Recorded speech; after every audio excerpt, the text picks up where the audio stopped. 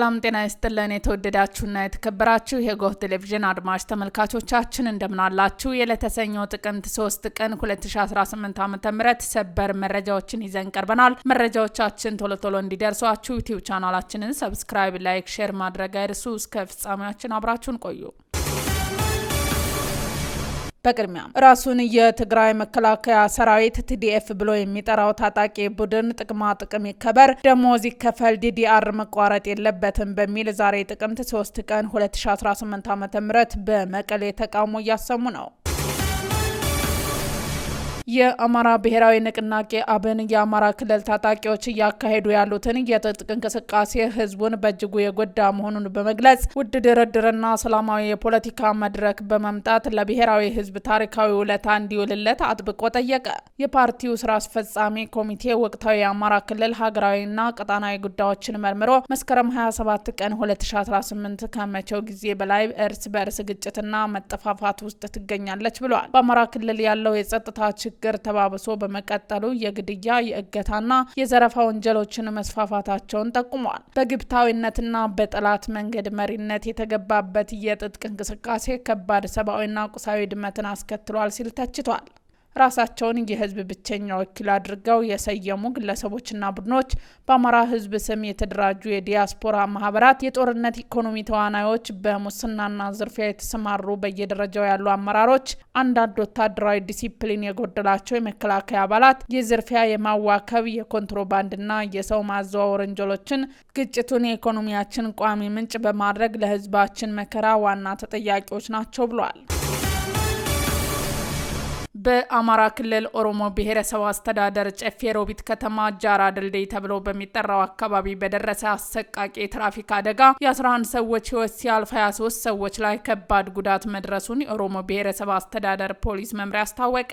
አደጋው የደረሰው ከአዲስ አበባ ወደ ደሴ በመጓዝ ላይ የነበረ የሰሌዳ ቁጥር ኤ73-290 የሆነ አውቶቡስና ከደሴ ወደ አዲስ አበባ በመጓዝ ላይ የነበረ የሰሌዳ ቁጥር ኤ411-57 ተሳቢ መኪናና ጃራ ድልድይ አካባቢ በመጋጨታቸው ነው ተብሏል። የኦሮሞ ብሔረሰብ አስተዳደር ፖሊስ መምሪያ ኃላፊ ኡመር መሐመድ በአደጋው እስካሁን የ11 ሰዎች ህይወት ማለፉን ገልጸው 23 ሰዎች ላይ ደግሞ ከባድ ጉዳት መድረሱን ተናግረዋል። በተጨማሪም በርካታ ሰዎች ቀላል ጉዳት እንዳጋጠማቸው ጠቅሰው ጉዳት የደረሰባቸው ሰዎች በአሁኑ ሰዓት በጨፌ ሮቢት ሆስፒታል ሕክምና እየተደረገላቸው መሆኑን ገልጸዋል። የሟች ቁጥር ሊጨምር እንደሚችል የገለጹት ኃላፊው አያይዘውም አሽከርካሪዎች በሚጓዙበት ወቅት በጥንቃቄ ሊያሽከረክሩ እንደሚገባ ማሳሰባቸውን አሚኮ ዘግቧል። በኢትዮጵያ የተለያዩ አካባቢዎች የሚደርሱ የትራፊክ አደጋዎች መባባሳቸውን ዘገባዎች ያመላክታሉ። አደጋዎቹ የበርካታ ሰዎችን ህይወት የቀጠፈ ሲሆን አያሌ የአካል ጉዳትና የንብረት ውድመት አስከትሏል። የታላቁ የኢትዮጵያ ህዳሴ ግድብ ግንባታ ገና ሲጀመር አንስቶ ስትፎክርና ስትስት የነበረችው ግብጽ አሁንም ግድቡ ተመርቆ ፉከራው አልቆመም። የሀገሪቱ ፕሬዝዳንት አብደል ፋታህ አልሲሲ ብሔራዊ ጥቅማችንንና የውሃ ደህንነታችንን ለማስጠበቅ አስፈላጊ የሆኑ ሁሉንም እርምጃዎች እንወስዳለን ሲሉ ፎክረዋል። ኢትዮጵያ ታላቁ የኢትዮጵያ ህዳሴ ግድብን በማስተዳደር ላይ እየተከተለች ባለው ኃላፊነት የጎደለው አካሄድ ላይ ሀገሬ እጇን አጣጥፋ አትመለከትም ሲሉ ተደምጠዋል። በተባበሩት መንግስታት ድርጅት ላይ መተማመናችን እንደ ድክመት መቆጠር የለበትም ማለታቸውን ተናግረዋል። ፕሬዝዳንቱ ባልተመጣጠነ የውሃ ፍሰት የታችኛው ተፋሰስ ሀገራት ላይ ጉዳት እየደረሰ ነው ሲሉ ተናግረዋል። ኢትዮጵያ አስቀድማ ሳታሳውቀን ሳትተባበር ወጥነት የሌለው ውሃ ትለቃለችም ብለዋል። ከሳምንት በፊት ሱዳን ውስጥ ለደረሰ ጎርፍ ግብጽ ኢትዮጵያን ወንጅላ ነበር። ኢትዮጵያ ከዚህ ቀድሞ ግብጽ ላቀረበችው ውንጀላ ምላሽ ሰጥታ ነበር። ይኸው ምላሽም ግብጽ ያቀረበችውን ክስ በሐሰት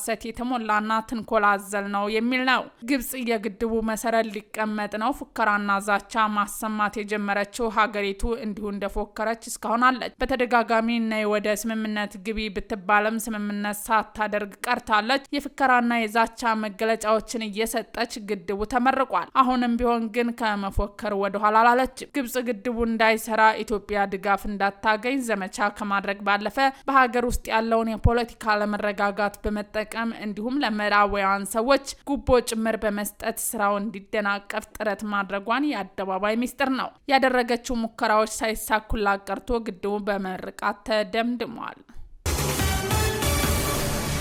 ቴክኖ ኢትዮጵያ የአዲሱ የስልክ ሞዴሉን ማስታወቂያና በካሞን 40 በተለያዩ የሀገራችን ክፍሎች የተነሱ ፎቶዎችን ኤግዚቢሽን ፕሮግራም ጥቅምት 1 ቀን በአዲስ ኢንተርናሽናል ኮንቬንሽን ሴንተር አካሂደዋል። በፕሮግራሙ ከቮልድ ሴልፎን አዲስ አበባ ጋር በመተባበር በሐረር፣ ድሬዳዋ፣ ቁንድሮ ተራራና አዲስ አበባ የተነሱ 250 ፎቶዎችን ለእይታ በኤግዚቢሽን መልክ ያቀረበ ሲሆን ፕሮግራሙ የተለያዩ ሽልማቶችን የሚያሸልሙ አጓጊ ጌሞችን፣ የሙዚቃ ዝግጅቶችን፣ ምግብና መጠጥን ያካተተ ነበር።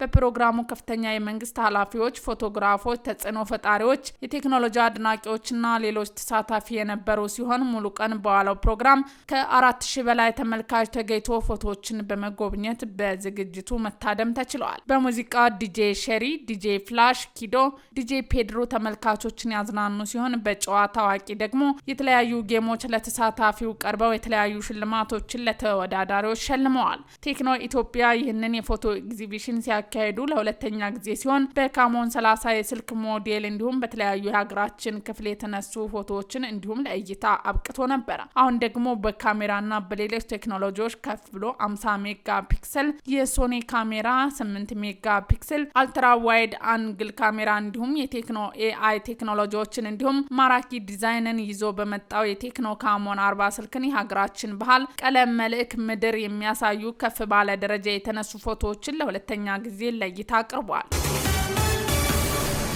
በኦሮሚያና ሶማሊያ ክልል አዋሳኝ አካባቢዎች በተከሰተው ግጭት ከ288 ሺህ በላይ ሰዎች ተፈናቅለዋል ሲል የሰብአዊ እርዳታ ማስተባበሪያ ጽሕፈት ቤት አስታወቀ።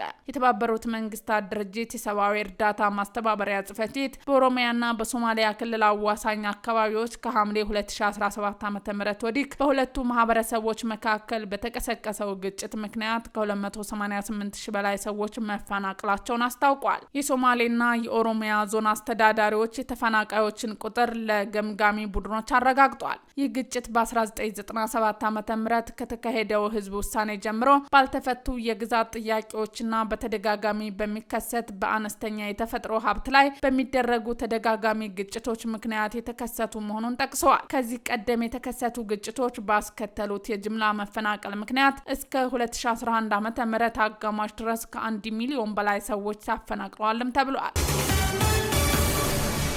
በተፈጥሮ ጋዝ የሚሰሩ ተሽከርካሪዎች ከቀረጽ ነጻ ወደ ሀገር እንዲገቡ ተወሰነ። በተፈጥሮ ጋዝ የሚሰሩ ማናቸውም አይነት ተሽከርካሪዎች ከቀረጽ ነጻ ሆነው ወደ ሀገር እንዲገቡ መወሰኑን የገንዘብ ሚኒስቴር ገልጿል። ሚኒስቴሩ እንዳስታወቀው ኢትዮጵያ ከፍተኛ መጠን ያለው የተፈጥሮ ጋዝ ክምችት ያላት መሆኑ ቢታወቅም ለዘመናት የዚች የተፈጥሮ ሀብት ተጠቃሚ ሳትሆን ቆይታለች። ይህ ምርት ለሀገር ውስጥ ገበያ በማቅረብ ቤንዚንና ናፍታ የሚጠቀሙ ተሽከርካሪዎችን የተፈጥሮ ጋዝ በሚጠቀሙት ተሽከርካሪዎች መተካት አስፈላጊ መሆኑን አጽንኦት ሰጥተዋል። የተፈጥሮ ጋዝ የሚያመነጨው በካይ አየር እጅግ በጣም ዝቅተኛ የሆነ ለተለያየ የኃይል ምንጭ አገልግሎት ሊውል የሚችል በኃይል አጠቃቀም ረገድ ውጤታማነት እንዳለው የገለጸው ሚኒስተሩ የተፈጥሮ ጋዝ በኢትዮጵያ የሚመረት በመሆኑ ለነዳጅ ግዢ የሚመጣውን የውጭ ምንዛሪ ያስቀራል።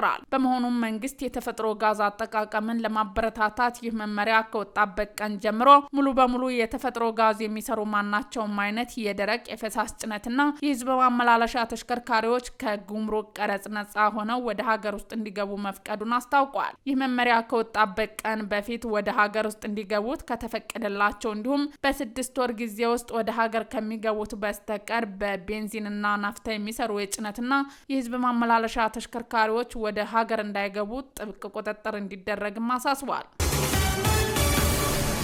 ማሊ የአሜሪካ ጎብኚዎች ለቪዛ $10,000 እንዲያስይዙ ወሰነች። የምዕራብ አፍሪካው ሀገር ማሊ ለጎብኚዎች ወይም ለስራ የሚመጡ የአሜሪካ ዜጎች ቪዛ ለማግኘት $10,000 እንዲያስይዙ የሀገሪቱ መንግስት ወስኗል። ይህ ሀገሪቱ ውሳኔ የመጣው የአሜሪካ መንግስት በዜጎቹ ላይ ተመሳሳይ የሆነ እርምጃ ካስቀመጠ በኋላ ነው። በማሊ የሚገኘው የአሜሪካ ኤምባሲ ክፍያው የተወሰነው የአሜሪካን ድንበሮችና የሀገሪቱን ብሔራዊ ደህንነት ለመከላከል እንደሆነ አርብ ዕለት ገልጾ እንደነበር ይታወሳል። የማሊ የውጭ ጉዳይ ሚኒስቴር እሁድ ዕለት በማስያዣ ገንዘቡ የተወሰነው በተናጠል መሆኑን ያስታውቆ ለአሜሪካውያን ዜጎች ተመሳሳይ የሆነ የቪዛ ፕሮግራም እንዲኖር ያደርጋልን ብለዋል። የቪዛ ፖሊሲ ለውጥ የመጣው ሁለቱ ሀገራት ዲፕሎማሲያዊ ግንኙነታቸውን ለማሻሻል እየጣሩ ባለበት ወቅት ነው። ባለፈው ዓመት ሐምሌ ወር ላይ ማሊን የጎብኚዎች የአሜሪካ ባለስልጣናት በጸረ ሽብር ትብብር በኢኮኖሚ አጋርነት እንዲሁም የማሊን የወርቅና የሊቲኒየም ማዕድናት ክምችትን በመጠቀም በተመለከተ ተወያይተው ነበር።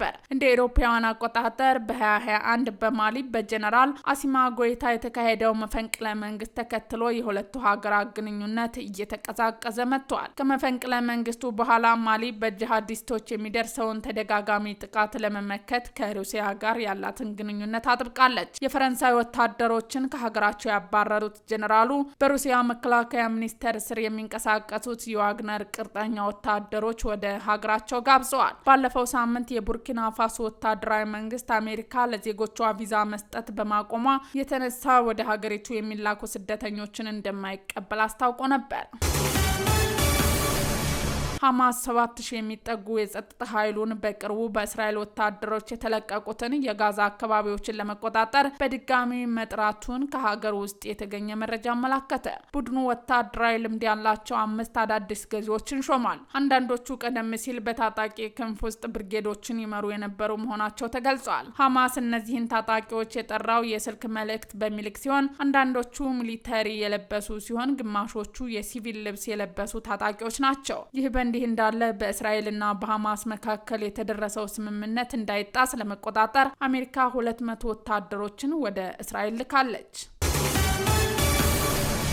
ውድ አድማጭ ተመልካቾቻችን የዛሬ ዜናዎቻችን እነዚህን ይመስሉ ነበር። አብራችሁን ስለነበራችሁ ከልብ እናመሰግናለን። በያላችሁበት መልካም ቀን